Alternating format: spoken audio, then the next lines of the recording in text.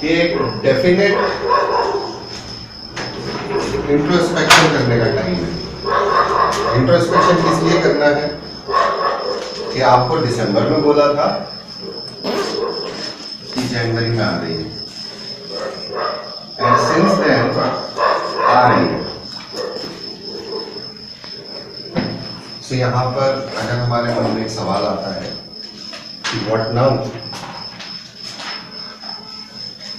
एक सवाल आपने आपसे पूछा,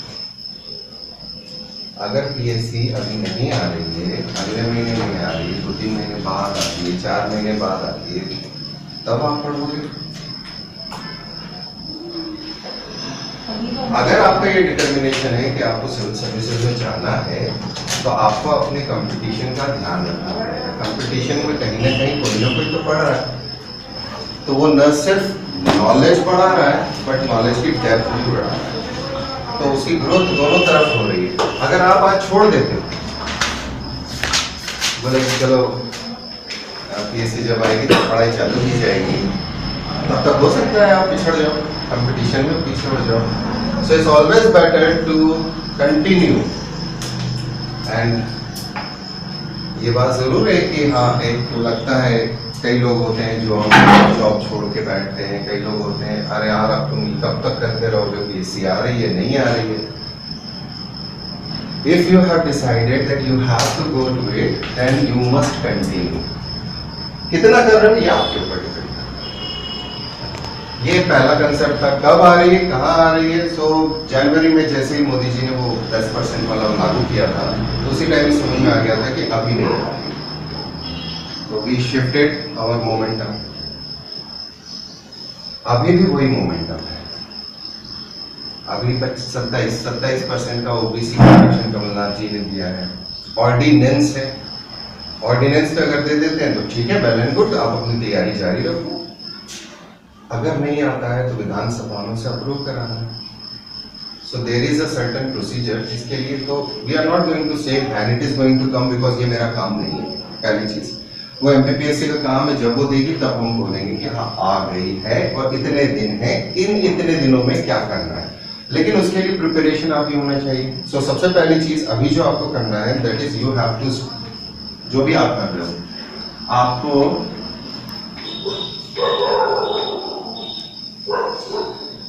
ये लेके चलना है, not this, not this. There is a difference between both of them. पहली प्रायोरिटी क्या है? So start doing your mains. लेकिन मेंस में सबसे पहले वो लोग जिन्होंने प्री नहीं पढ़ी है, प्री का नॉलेज नहीं है, दे शुड गो ओनली वो वाला मटेरियल जो कॉमन है। हाँ, अब हमारे पास उनके लोग भी बैठ रहे हैं जो मेंस दिए हुए हैं, मुझसे ज्यादा एक्सपीरियंस है क्योंकि मुझे तो अपॉर्चुनिटी नहीं दी गई। So I am very much aware of the fact, आप लोग तो शायद नहीं गुजरे उस दौर से जब वैकेंसीज आती ही नहीं। हर साल ये होता था आ रही है आ रही है आ रही है आ रही है, 5 साल का है, 8 आई 9 आई, हम ओवर एज हो गए, हम बाहर कर दिए गए। फिर 1 साल हमारा लॉस हुआ, 2010 में नहीं दे पाए। फिर 11 में वैकेंसी वाज गॉन, नहीं थी। So I know how it feels. जब आप पढ़ रहे होते हो, आपके पास रिस्पॉन्सिबिलिटीज होती हैं, शादी हो जाती है, बच्चे होते हैं, आप धीरे धीरे धीरे धीरे इस चीज से दूर होने लगते हो कि पीएससी क्या है। तो सारे वो लोग जो फ्रेशर्स हैं, आप दोनों हैं, इन लोगों को तो ये कंसेप्ट है कि yes we have to do it, take time. If this is your destiny then you must, या if that is the destiny what you want to build up for, then you must work hard, harder than the common days. क्योंकि अभी tension नहीं है। सबसे बड़ी चीज है अभी आपके सर पर टाइम का टेंशन नहीं है कि इस तारीख तक मुझे कंप्लीट करना है। तो इस टाइम पर जब आप अच्छे से पढ़ोगे तो बहुत ज्यादा कूलली पढ़ोगे, और जब उस तरीके से आप पढ़ना चालू करोगे तो आप ज्यादा अक्वायर करोगे। So not only quantity but आपकी क्वालिटी इंक्रीज होगी। तो क्वालिटी कहाँ काम देगी आपको? मेंस, इंटरव्यूज जो क्वेश्चंस आते हैं प्री के इंटरव्यू भी रहते हैं बट कम रहते हैं, मेंस के इंटरव्यू ज्यादा ध्यान देंगे आपको। ये एक सिंपल सा कंसेप्ट था। You should start if you are not starting. अगर आपने छोड़ दिया है पढ़ना तो यू शुड स्टार्ट अगेन। कब कहां से शुरू करें, ये सवाल एक बहुत कॉमन होता है। सर कैसे पढ़ें, कहां से पढ़ें, कहां से शुरू करें, हर एक बच्चा पूछता है, एवरीवन। सर कैसे शुरू करें? सिंपल तरीका, बहुत सिंपल, बहुत ग्रासरूट पर जनरली तौर पे ऊपर बोल रहा हूं। अगर आपने कुछ नहीं पढ़ा है तो पिक एनी, कहीं से भी शुरू कर, सब पढ़ना है। तो इट डजंट मीन कि क्या ऑर्डर होना चाहिए। If you have gone through it, एक बार आप पढ़ चुके हो तो पिक वन जिसके बारे में आप अपने आप को बेस्ट कंसीडर करते हो, प्लस पिक वन जिसमें आप अपने आप को वर्स्ट कंसीडर करते हो। Both of them go hand in hand. Best वाला आपको कॉन्फिडेंस देगा, वर्स्ट वाला आपको धीरे धीरे लेवल उठाने की कोशिश करेगा। ये जनरल है, नॉट डिपेंडिंग ऑन यू। वो इंडिपेंडेंट वाला काम होता है कि हाउ एंड वेयर, क्योंकि इसके अंदर बहुत सारी चीजें होती हैं। आपका बैकग्राउंड यहाँ काम करता है, आपका किस सब्जेक्ट में कितना बैकग्राउंड है। जो चीज आती है उसको ज्यादा अच्छे से होन करना बहुत आसान होता है। जो चीज बिल्कुल नहीं आती है, या तो मेरे अंदर वो चिढ़ होती है कि मैं ये काम कैसे करूं। इस पे आना था मुझे आज। मेन जो आप लोगों को आज बात करनी है, 2 वर्ड्स हैं, बहुत अच्छे वर्ड्स हैं। पहला है रियलाइजेशन।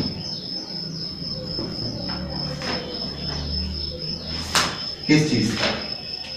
बहुत सारे एस्पेक्ट होते हैं, हम रियलाइज कर लेते हैं। दूसरा वर्ड होता है एक्सेप्टेंस। ये याद रखना, 2 वर्ड और दे रहा हूं। एक है इंस्पिरेशन, एक होता है एस्पायर।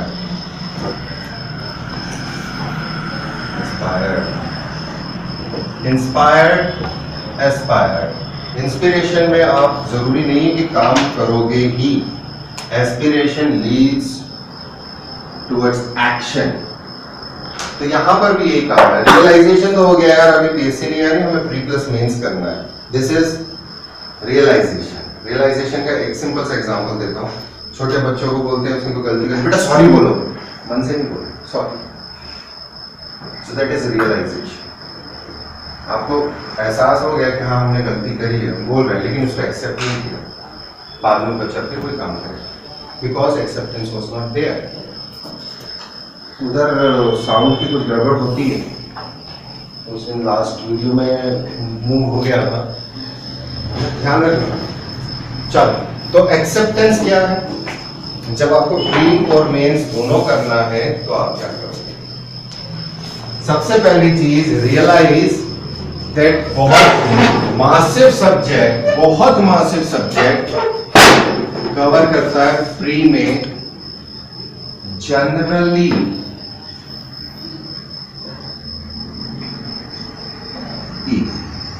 जनरल, बहुत जनरल तौर के ऊपर प्री कवर करता है। प्री के अंदर जो आप ज्योग्राफी पढ़ते हो वो बहुत ज्यादा जनरल होती है। मेंस में जो ज्योग्राफी आती है इट गोज डीप।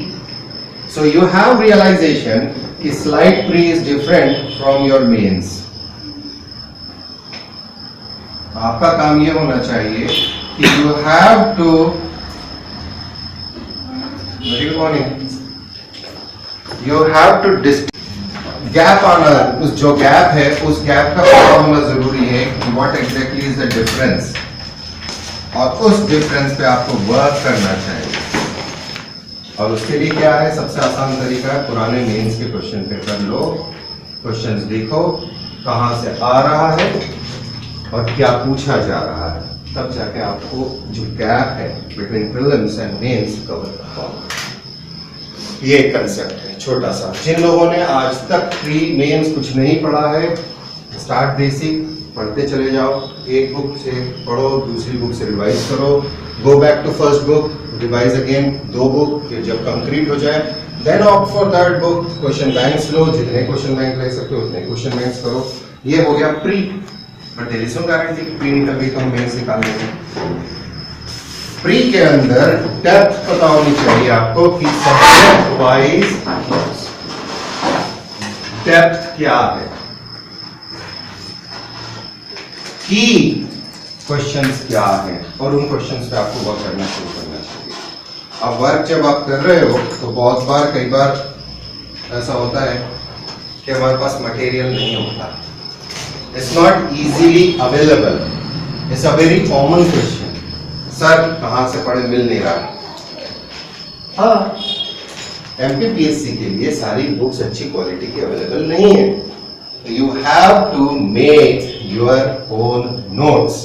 इसके अंदर I can say only this, कोई भी नोट्स होंगे वो इनकम्प्लीट होंगे, मटेरियल नहीं है, सामने वाले के पास कौन सा मटेरियल, वो मार्केट में नहीं है, जहां से पेपर बना है वो मार्केट में नहीं है, तो आप क्या करोगे। तो किसी के भी नोट्स इस कंडीशन में मैं ये मानूंगा कि दे आर इनकम्प्लीट, तो आपको कंप्लीट करना आना चाहिए। आया समझ में क्या कराया था। सो वो चीज, जिस चीज के बारे में सामने वाले की लाइब्रेरी में एक किताब रखी है, उसको रेफरेंस लेना, उसने उठा के वो बुक ली, उसने उसमें से रेफरेंस दिया और वो कहीं और अवेलेबल नहीं है और वो पेपर में आ गया, तो आप क्या करोगे, आप छोड़ दोगे या तुक्का मार के आ जाओगे, दोनों गलत है, दोनों में नंबर गए।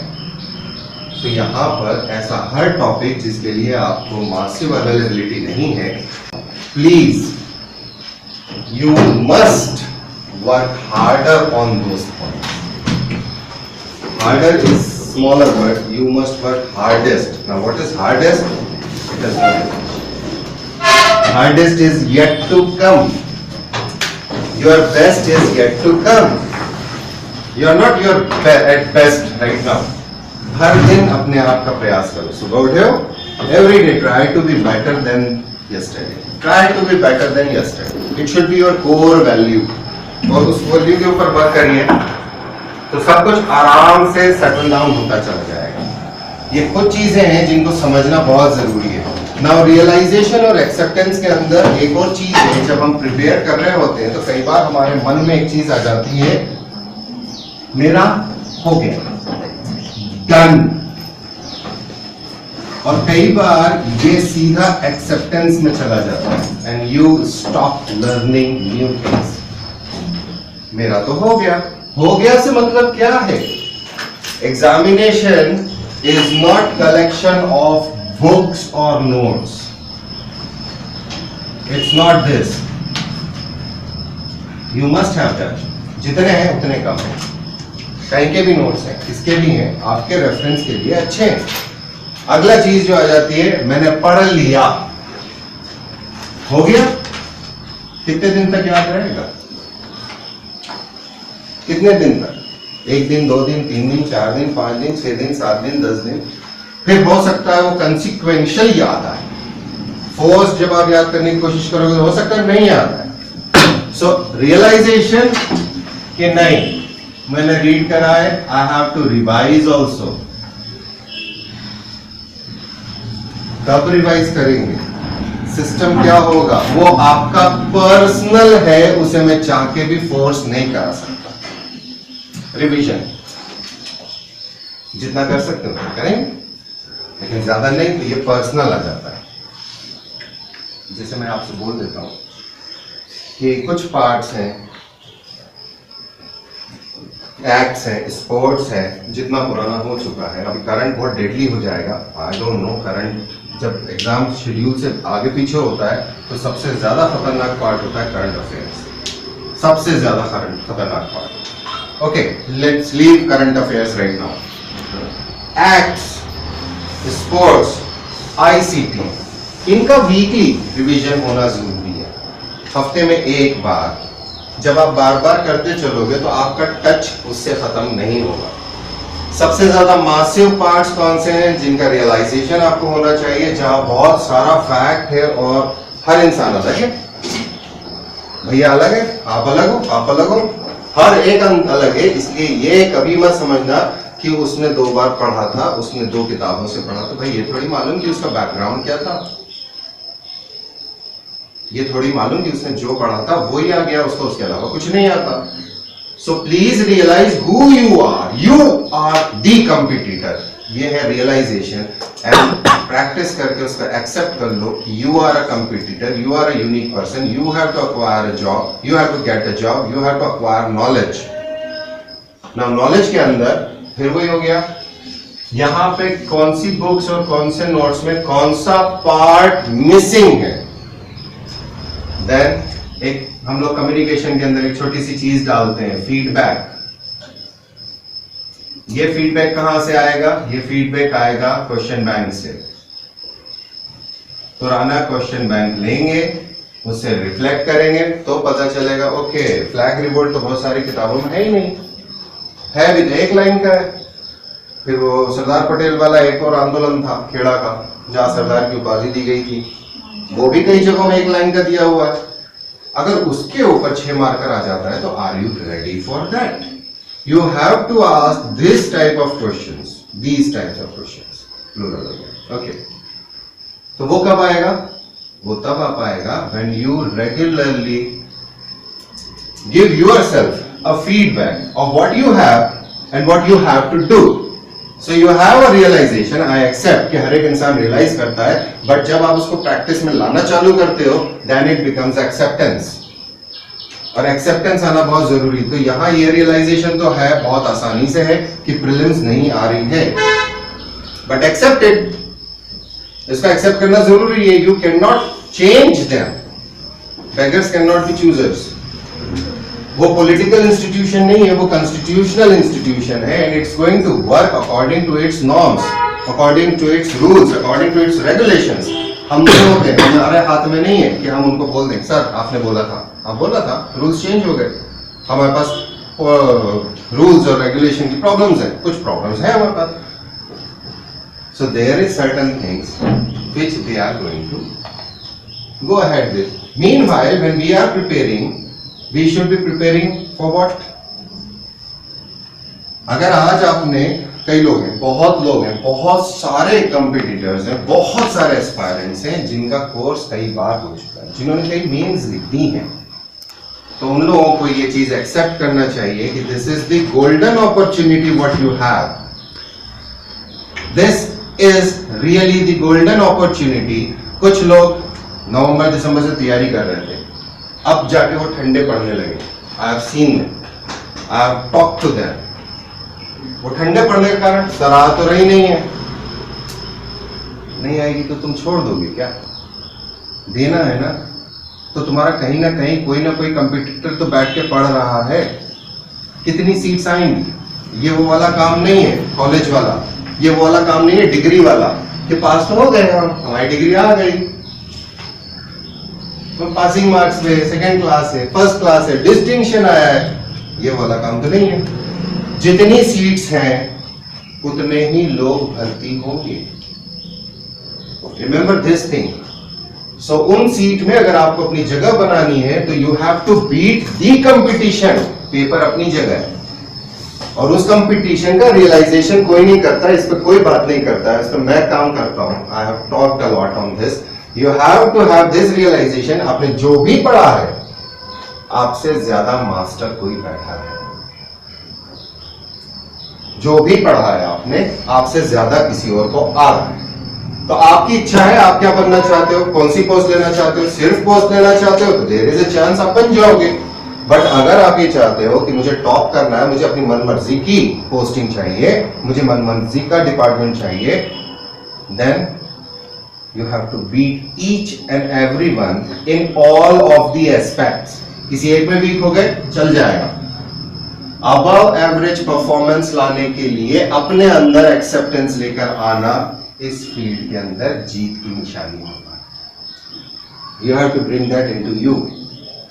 You have to rise up every day like a sun rises.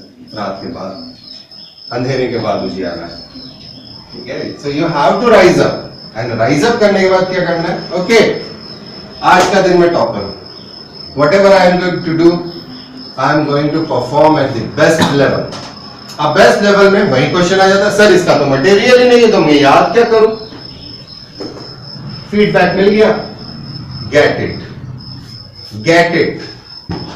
हम लोगों की एक लिमिट होती है, जब हम पढ़ाते हैं तो हमारी एक लिमिट होती है, हमारा एक दायरा होता है, हमारा एक दायरा छोटा सा होता है। जो मैं कहता हूं कि मैंने क्या करा है, खूंटा बांधा है,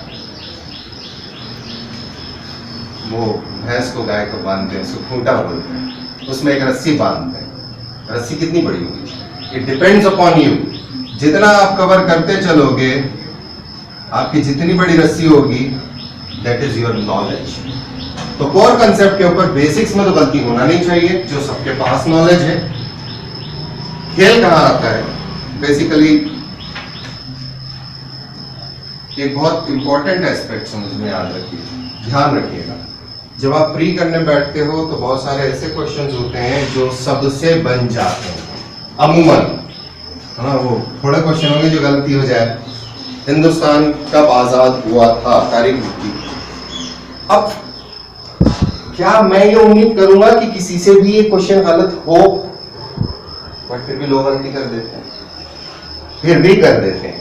सो वो किस वजह से करा, that is their psychological problem. या तो नॉलेज है ही नहीं कि हिंदुस्तान आजाद भी हो गया।